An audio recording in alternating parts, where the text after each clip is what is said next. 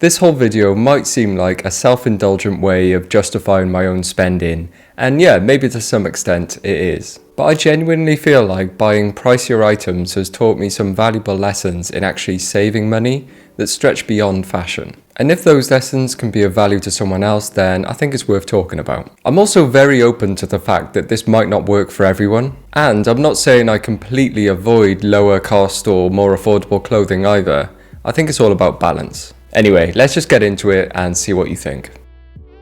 Let's start with the most obvious one that you're probably all expecting from this video, but it's also one of my favorites, and it's buy cheap, buy twice, or buy once, cry once. The thinking behind this is that generally, not always, but generally, pricier items are better made, and the reason they cost more is because the materials used and methods of construction are greater than cheaper alternatives. So you're not having to buy the same items again and again after they've fallen apart due to how poorly they were made. I have no doubt that I used to spend more on cheaper alternatives than I ever have on pricier but better made items. This is particularly evident in shoes, where you'll find the step up in quality from lower to mid and upper range shoes is quite significant. This translates to shoes that are gonna take a beating and last longer before falling apart. And often when they do fall apart, upper range shoes are often made to be repairable, Goodyear welted shoes being a good example. I'd say this same line of thinking can be applied to pretty much any leather product as well. When I got my Aero Leathers jacket, which was made from top tier horsehide from a known source, I just couldn't believe that this kind of quality existed. After years of buying cheaper leather jackets every few years because they'd start to flake away and lose shape, I now have a jacket that will last for life and will only get better with age. I have no doubt about that. I'll probably never need to replace it, meaning the cost per wear over its lifetime is going to be basically nothing. Unfortunately though, you're seeing more and more these days that just because something's expensive doesn't necessarily mean it's well made. You need to do your research and understand if what you're buying is actually something good. And that brings me on to my next point. Buying intentionally. Buying expensive stuff has made me so much more intentional about my purchases. Unless you're ultra rich, you need to properly decide if something costly is going to be worth it for you. And so these days, I spend weeks or even months thinking about my potential purchases, researching them, and being absolutely sure that they are 1, what I actually want and something that suits me, 2, are going to add value to my wardrobe, and 3, as I've just mentioned, are going to be well made and last me an appropriate amount of time. I used to just buy things on an impulse or experiment quite a lot with affordable alternatives, and I'd waste so much money on things that I didn't end up wearing enough or even at all. I was constantly chasing my tail, trying to fill a void because I didn't really put any thought into what I actually wanted. Now when I finally get the thing I want after properly researching it, not only am I confident it's the right thing, but I get an immense amount of fulfillment out of it, as silly as that sounds. The pieces feel wholesome, like they've plugged a gap that I've identified, and I appreciate them so much more. And that feeling stops me from going back online and making purchases of stuff I'm never gonna wear. Frugality, in a good way. This next one's gonna sound a bit strange, but hear me out. I found that buying expensive items doesn't necessarily mean spending more money. Having a desire for something pricier has made me way more frugal in my general life. Not in the sense that I keep the heating off when it's cold or starve myself so that I can afford some new shoes. But when I know there's something I want, I'll put in a lot more time and effort to try and get that item as cheap as possible. This means I wait for sales, scour the internet for discount codes, and save my money intelligently. And there's multiple occasions where this has paid off in a big way. I've been able to get more costly items for the same price or even sometimes lower than the cheaper alternatives. So not only have I spent less, I'm also benefiting from the advantages of those better made items, which gets me more value over time. I'll also look at vintage or pre-loved items way more often. You can find some bargains and they've usually got some great character.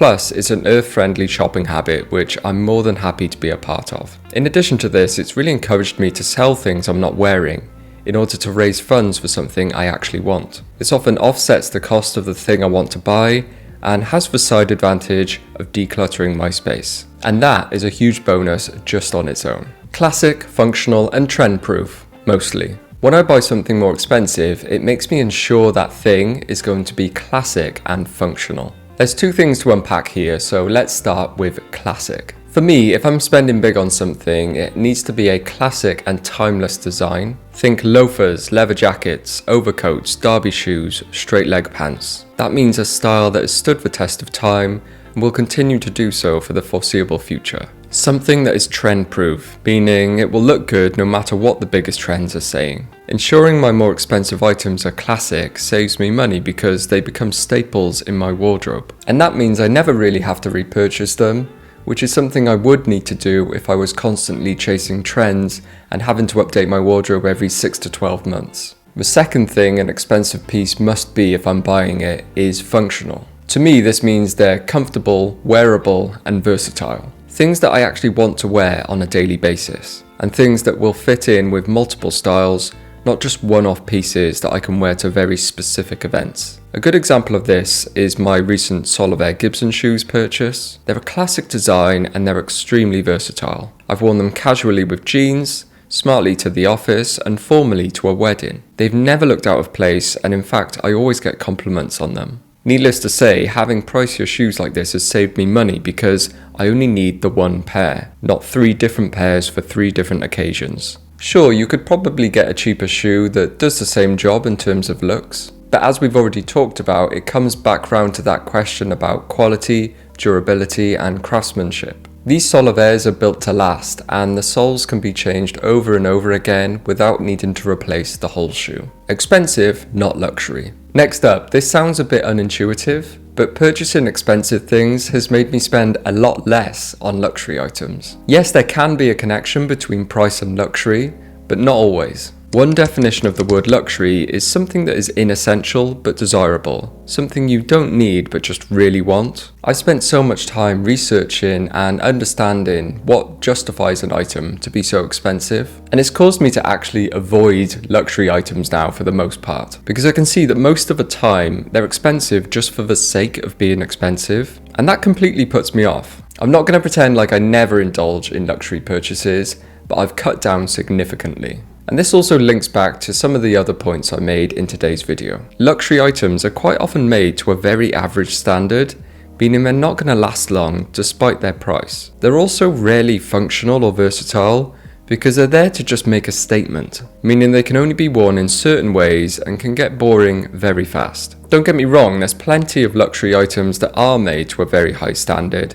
and are timeless designs as well. But I think a lot of higher end luxury designers have fallen off significantly and just use their brand name to take advantage of uninformed people and waste their money. Another huge money saver for me when buying expensive items is their resale value. And this is something that stretches beyond fashion. It's especially true in furniture. Most expensive things that are well made will hold their value, and sometimes they can even go up in value and make you money. I'm not advocating for anyone to become a scalper, by the way, but if you do tend to get bored very easily, then the pricier items often allow you to recoup a decent amount of money and put it towards your next purchase. So it's like you're putting down an initial deposit and then you can keep trading those items in every time you want something new. I personally wouldn't do this because, as I said, I like to buy something classic and timeless and wear it over and over again. But it is an enticing proposition. In my experience, cheaper items never hold their value unless there's a significant reason for them to do so.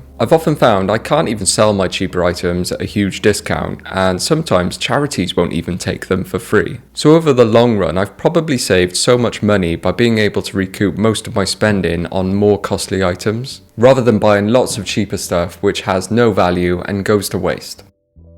So there's my spiel on how you might be able to justify that next big spend. As with everything, I think the most important thing here is balance. I wouldn't want a wardrobe full of exclusively expensive things, and I wouldn't want a bunch of cheaper alternatives either. It's also especially important to just buy the best you can afford. There is absolutely no point to go out of your way or feel pressured to buy something more expensive just for the sake of it. Anyway, hopefully you enjoyed this and found it somewhat useful and interesting.